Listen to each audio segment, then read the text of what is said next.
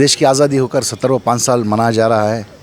मैं चाहता हूं हमारे राज्य में और देश में शांति के साथ, ये पैगाम देना चाहता हूं, शांति के साथ हर जगह मनाएं और घर घर के अंदर जो मना रहे हैं ये बहुत खुशी की बात है।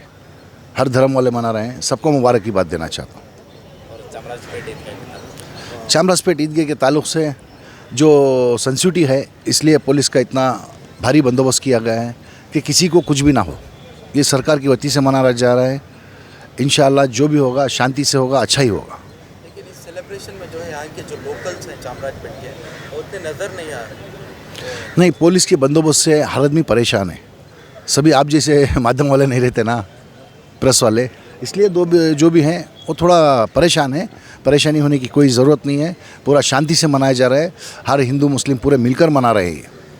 ज़मीर अहमद खान साहब हिस्सा लेंगे इसमें? हाँ, ज़रूर लेंगे। उनकी अध्यक्षता में तो होगा। ये प्रोटोकॉल है गवर्नमेंट का, जो भी एमएलए एमपी रहेंगे उनके अध्यक्ष के अंदर होगा। ये पहले से होता रहा है।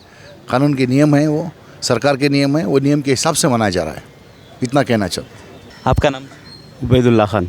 आप यहाँ पर देख रहे हैं कि 75वां अमृत महोत्सव के मौके पर जो है फ्लैग होस्टिंग भी है, तो उसके बारे में आप क्या कहें? ये पहली टाइम ये करें, पॉलिटिक्स वाले की तरफ से हो रहा है।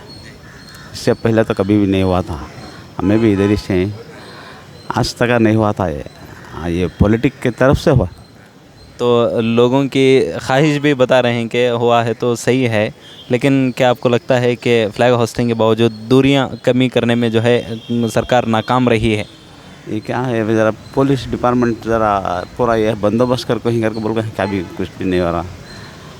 पुलिस ने ज़रा यहाँ के बहुत चामराजपेट एक बहुत ही बड़ा इलाका है, लेकिन यहाँ के जो नेटिव लोग हैं वो यहाँ पर ज़्यादा नज़र नहीं आ रहे हैं। यहाँ के लोग उतना कुछ नहीं कर रहे हैं। बाहर के लोग आके इधर कर रहे हैं।